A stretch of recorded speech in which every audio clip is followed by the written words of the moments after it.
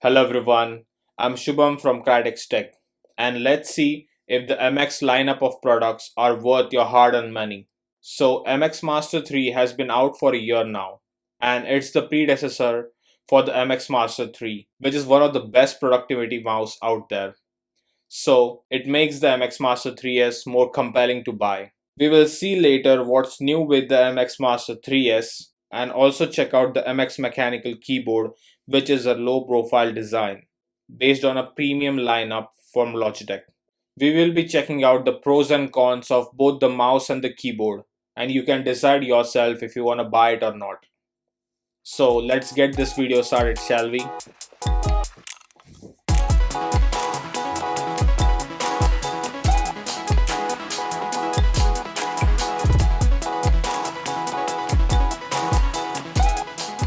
Before we get started, let's unbox both of these products.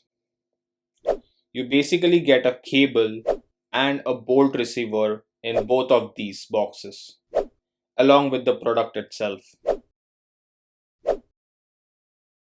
Now coming to the pros of the MX Master 3S, first one, the mission control thumb button and the horizontal scroll wheel, which is not found on most of the mice out there.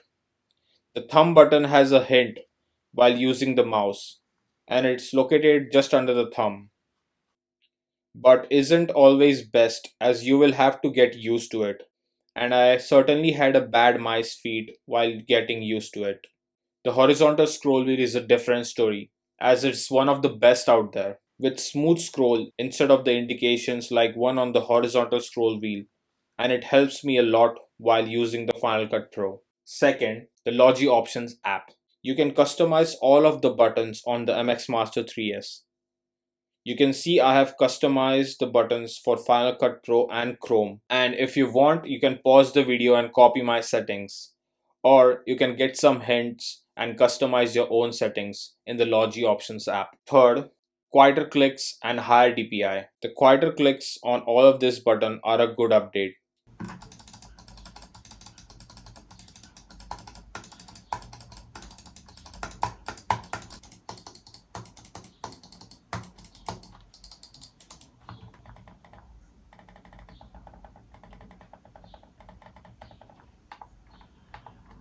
Mouse goes up to 8000 DPI, which is a good upgrade, but it's only available if you're using the USB bolt receiver and not via Bluetooth. But I will say it's definitely a good feature to have, and it comes in the pros. Fourth, the electromagnetic vertical scroll wheel, which is a continuous scroll unlike a step wheel and can be replaced for a trackpad. And as I said, it's not only found on the horizontal scroll but also the vertical scroll wheel. It's great if you're working on an Excel sheet, as you can scroll horizontally and vertically endlessly. Fifth, size and shape of this mouse. It fits all the hand size, be it a smaller hand, a medium, or a larger one. You can use it for a claw grip or a palm grip as you like. That's been it for the pros of the device. Now let's look at the cons. First, the horizontal scroll wheel. Now I won't say it's a con or a pro. The horizontal scroll wheel is great and all, but you won't notice it while using it at first. And I almost forgot I had it and integrated it in my workflow. Second, the quick switch button at the bottom. I hate its placement, making it inaccessible for the quick settings, as you have to turn up the mice all the time for switching between devices, making it not so seamless. Third, right hand user compatibility. This is only compatible with the right hand person and can't be used with the left hand. Sorry for the lefties out there. Fourth, the Logi Options app. Now this is a great app to have, but it requires a lot of permissions that they take up in the settings app. Fifth one, gaming. It can be used for casual gaming, and I have tested this on Tomb Raider comparing this with a wired mouse, but the latency is just too high compared to the wired option. It's not that it's bad for gaming, you can do a casual gaming on it, but I certainly won't recommend it for most of the FPS games out there. Sixth, it's a bit bulky, and if you plan to travel with it, you might require a case as it's an expensive piece of tech. and simply just don't toss it in a bag, which might be harmful for a long run, and you should protect it. So, to sum things up, these are the pros and cons of this device. Some of the features of this device are only found on this mouse and nowhere else. So, make your decision accordingly. Now, flipping the coin and coming to the MX Mechanical Mini.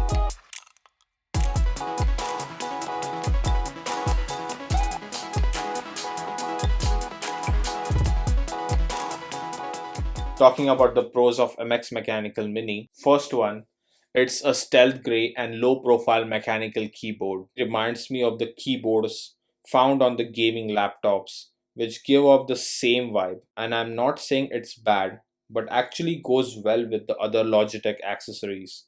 And this is a personal opinion, but this keyboard goes well with play as well as work environment. Second one, three of the most common switches are available here, namely the blues, reds, and browns. Now, personally, I like the blue tactile switches as I have started with the blues and I love typing on them. The red linear switches are great as well if you're a fast typer, as they are a middle ground between the reds and the browns. But I decided to go with the browns on this, as the difference between the blues and the browns was whopping 80 bucks, and I didn't want to pay the extra premium for getting a different switch. It might be a viable option for you, so just check all the switches before buying them. But after using the brown keys for a while, I have got used to it. They aren't similar to the blues as they are not very clicky, but it was satisfying and all of the switch options are on premium end. Let's see a sound comparison between the reds, blues and the browns.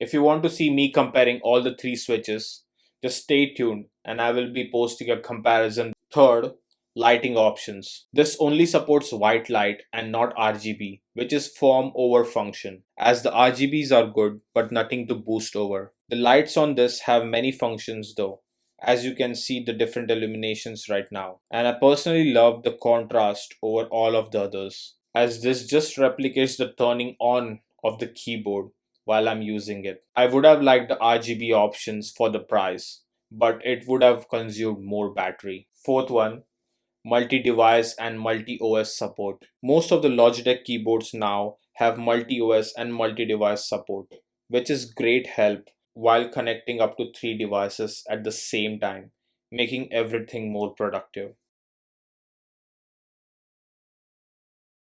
You can connect Windows, Mac OS, iPad OS, Linux, and Chrome OS, which are pretty much all the OS out there. Fifth one, connectivity and battery.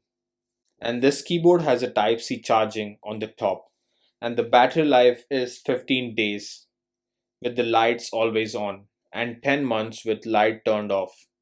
10 months. But I personally like to keep lights always on this keyboard for the reasons mentioned earlier. Sixth one, the compact size. It gives a compact size just like a 75% keyboard layout, unlike the 60% found on my older keyboard, which makes it a middle ground between the compact and a full size. Now, talking about the cons on this. First, it's expensive, and the price is different for all the key options that are available and not consistent enough with the price, which makes it very different experience for everyone. And if you want to grab the blue switches, they are much more expensive than the brown ones. Second, no wired option available. Although we get a cable in the box, it's not for connecting with the device using a wire, and so it makes it incompatible with the device that doesn't support Bluetooth. Hopefully most of the devices now support Bluetooth and you can connect this keyboard to all of them. Third,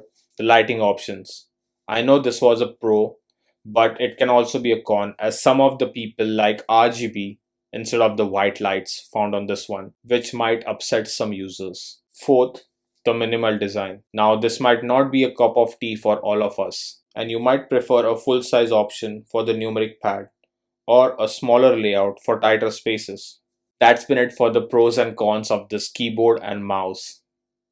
Now, if you liked the video, please like and subscribe to this channel. And I will be comparing this mouse and keyboard to different devices. So stay tuned for that. That's been it for this video.